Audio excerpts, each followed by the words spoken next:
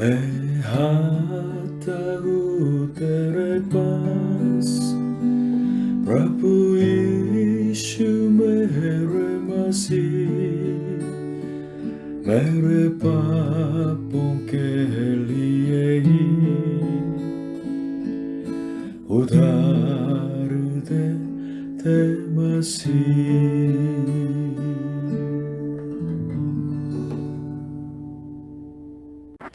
Hallelujah. प्रभु यीशु मसीह जी आप सभी को आशीष दें। हमारे जीवन में सबसे प्रमुख क्या है? मैं सोचता हूं वह प्रेम है। प्रेमहीन पति पत्नी, प्रेमहीन माँ बाप और उनके बच्चे, प्रेमहीन भाई बहन, प्रेमहीन परिवार में, प्रेमहीन पड़ोसी में जो संबंध है, तो संबंध स्वयं ही पीड़ा है और आंसू ही आंसू है। प्रभु यीशु जी ने हमें चेतावनी दी है कि अंतिम दिनों में लोगों का प्रेम ठंडा हो जाएगा। सचमुच में हम चारों तरफ को देखें तो प्रभु यीशु मसीह के इस वचन के सच्चाई को हम अनुभव कर सकते हैं, देख सकते हैं। प्रेम ठंडा हो गया है। अगर प्रेम हमारे जीवन में सबसे महत्व है, तो उस प्रेम की रक्षा के लिए और उस प्रेम के लिए हमें सब कुछ टालना पड़ता है। कुछ संघर्ष की वजह से हम इस तरह आसानी से निश्चय कर सकते हैं कि मैं आगे के लिए प्रेम नहीं करूंगा, लेकिन इस निश्चय की गंभीरता को आप समझ लीजिएगा। प्रेम न करने के लिए अगर हम निश्चय करेंगे, इसका मतलब यह है कि आगे के लिए आपके मन में, आपके आत्मा में तो पीड़ा ही पीड़ा होने देंगे। यह मतलब होता है आत्मा में और शरीर में आप बिल्कुल बीमार पड़ जाएंगे। यह मतलब है।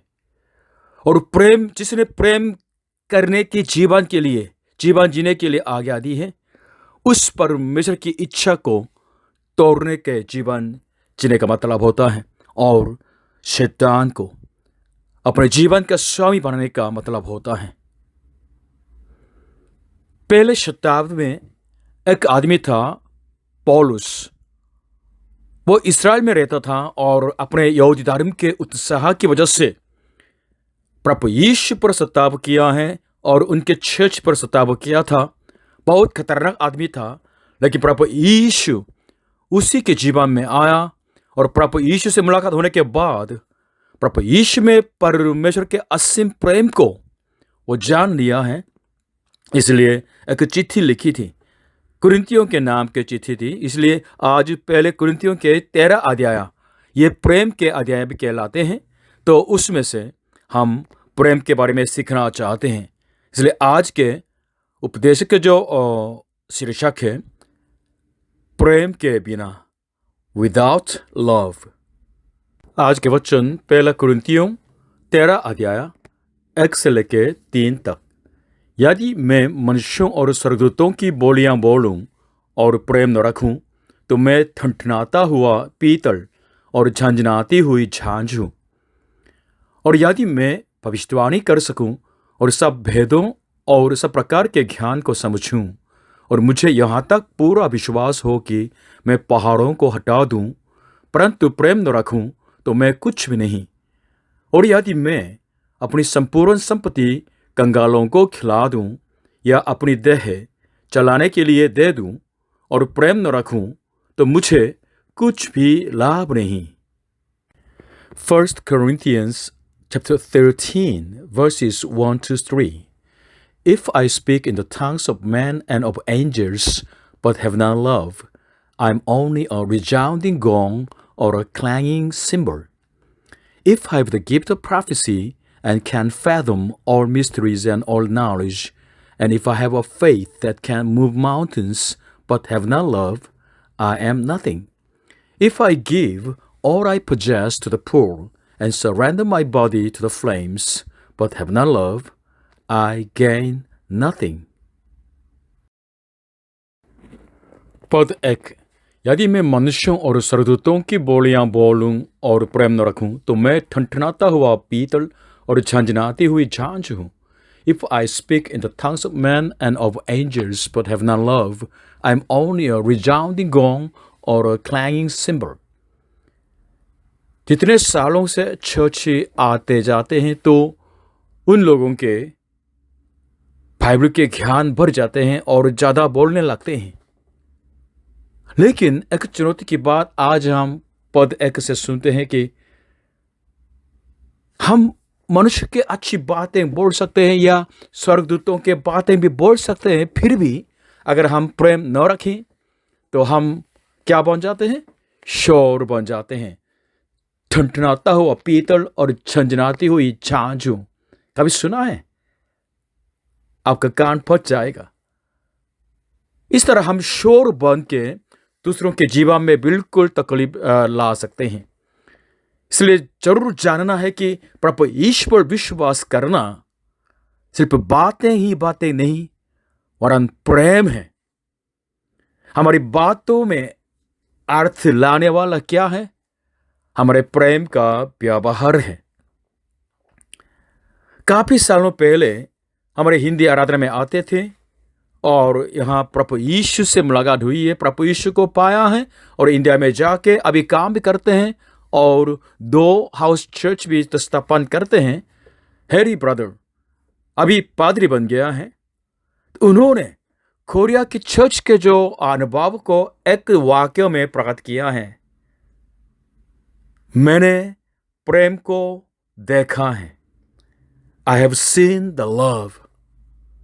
हाँ, सचमुच में हम टॉकटिव मैन मत बने, बातूनी मत बने, वरन कम बोल के सच्चे प्रेम के प्यार से जीने वाले बन जाएं। हर विश्वास के अंदर प्रभु यीशु प्रेमी परमेश्वर वास करते हैं। इसलिए हम विनती करें कि प्रभु यीशु आप प्रेम का स्रोत हैं। मेरे चारों तरफ लोग मेरे जीवन के द्वारा आपके प्रेम को देखने पाएं। हालेलुया। पद 2, और यदि मैं भविष्यवाणी कर सकूं और सब भेदों और सब प्रकार के ज्ञान को समझूं और मुझे यहाँ तक पूरा विश्वास हो कि मैं पहाड़ों को हटा दूं, परंतु प्रेम न रखूं तो मैं कुछ भी नहीं। If I have the gift of prophecy and can fathom all mysteries and all knowledge, and if I have a faith that can move mountains but have not love, I am nothing.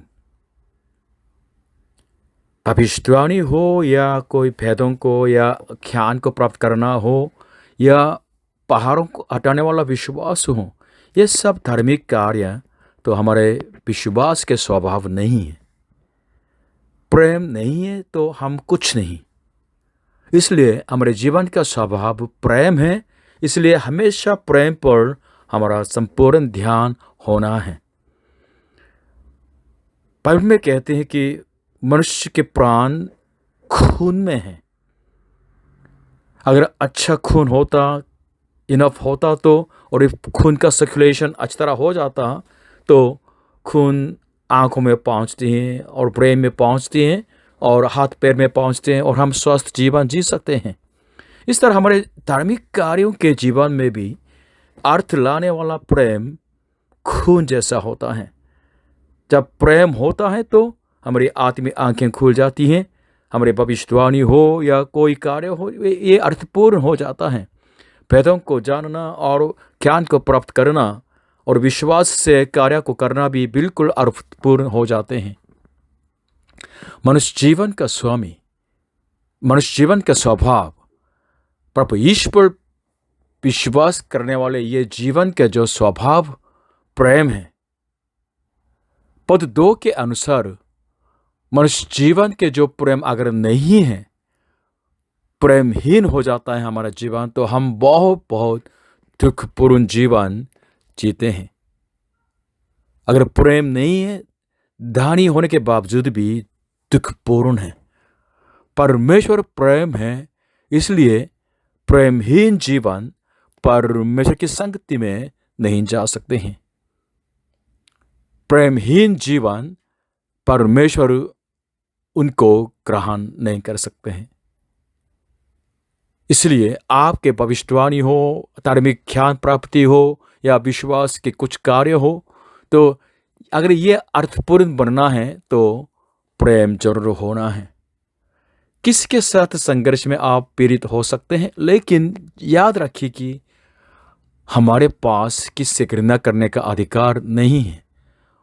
We don't have any right to hate.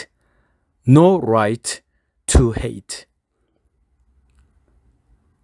परमेश्वर की क्षमा पाने के अयोग्य व्यक्ति हम सब पापियों से इतना प्रेम किया है परमेश्वर ने, इसलिए प्रभु यीशु पर विश्वास करने की वजह से हमें पाप क्षमा दी है परमेश्वर ने।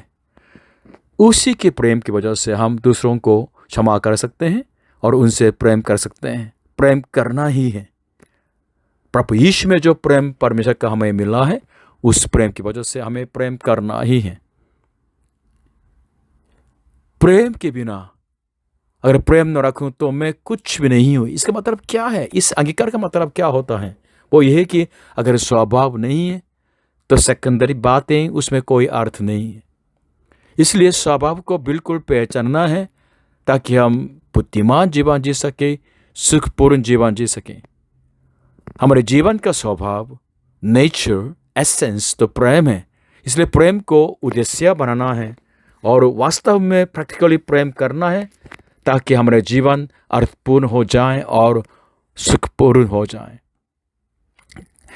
काम करना, पैसा कमाना, खाना पीना, आराम करना, बातें करना या कोई धार्मिक कार्यों में बिजी होना, ये सब सेकेंडरी बातें होती हैं। सबसे प्रमुख तो प्रेम है।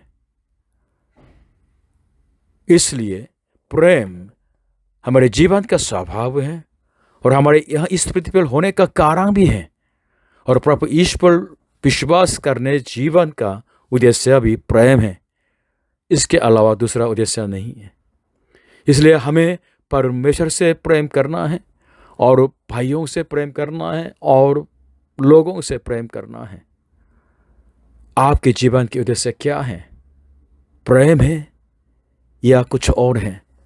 पैसे या कोई इज्जत, कोई अधिकार या कोई बिल्कुल ऐश करना, या आपके बच्चे भी, या कोई जीवन में सुख, हैप्पीनेस भी जीवन का उद्देश्य नहीं है। अगर प्रेम हमारे जीवन के, हमारे विश्वास के स्वभाव है तो प्रेम के बिना हम कुछ नहीं।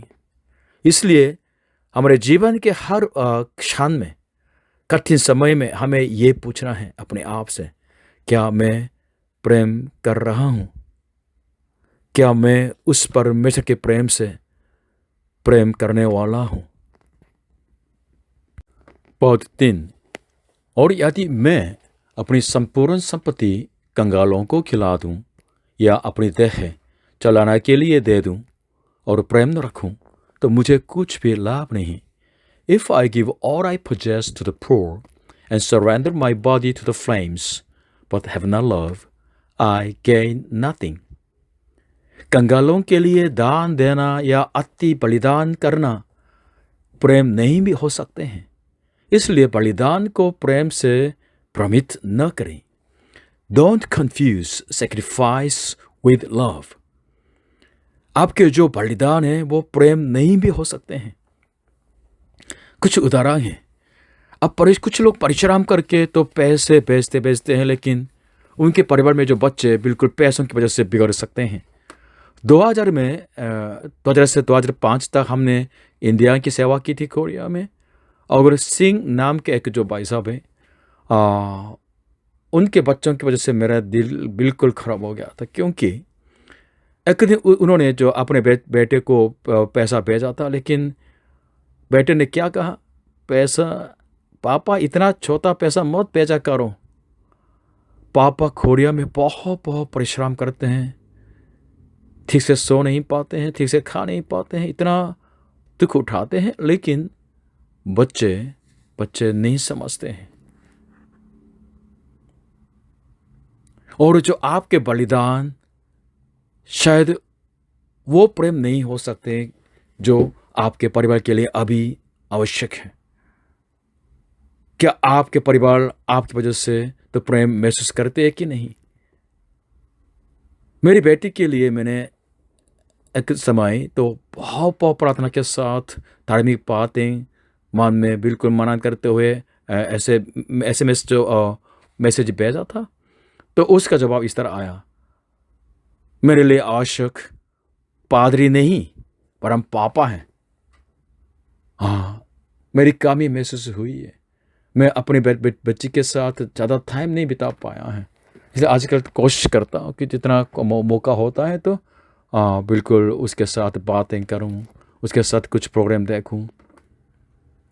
क्या आपके परिवार या आपके बिल्कुल आसपास के लोग आपकी वजह से प्रेम महसूस करते हैं कि नहीं? एक और जो बात की याद आती है, कोरिया में तो काफ़ी साल से जो पैसा कमा रहा था, काफ़ी समय बीत गया, लेकिन उसके जो पत्नी तो बहुत समय से बीमार पड़ी हुई थी, लेटी हुई थी इंडिया में, लेकिन वो वापस नहीं जा रहा था। मेरे को बहुत बहुत बहुत बुरा लगा है। इतने पैसों की क्या ज़रूरत है? काफ़ी कमाया था उसने, लेकिन एक समय आया कि उसकी पत्नी मर गई इंडिया में। अंधेरा में आप इस तरह आप देखेंगे तो सांप दिखाई देता है, लेकिन वास्तव में ये वो सांप नहीं, ये रोप है, रोप। अगर इसको सांप समझेंगे तो रात भर आप बिल्कुल तो डर में आप रहेंगे। इस तरह भ्रम हमें बिल्कुल गलत रास्ते पर ले चलता है और हानि पहुंचाता है। इसलिए अभी वचन कह रहे हैं, कंगालों को अपनी संपूर्ण संपत्ति दे सकते हैं, अपनी देह चलाने के लिए दे सकते हैं, लेकिन ये प्रेम नहीं हो सकते हैं। इसको कभी प्रेम के रूप में मत समझ लीजिएगा। प्रेम कुछ और हो सकता है। इसलिए प्रेम की परिभाषा ठीक से हम नहीं करेंगे तो हम तो गलत रास्ते से जा सकते हैं और बिल्कुल दुख पहुंचा सकते हैं, कोई लाभ नहीं हो सकते हैं। प्रेम क्या है? What is love? आप प्रेम को कैसे परिभाषित करते हैं? How do you define love? प्रेम क्या है? Love is what? प्रेम का परिभाषित करना यह कठिन सवाल होता है, लेकिन आज के वचन के बाद पहले कोरिन्थियों की 13 अध्याय 4 पद से पौलुस प्रेरित प्रेम के बारे में बताते हैं। आज अगले हफ्ते हम सीखेंगे।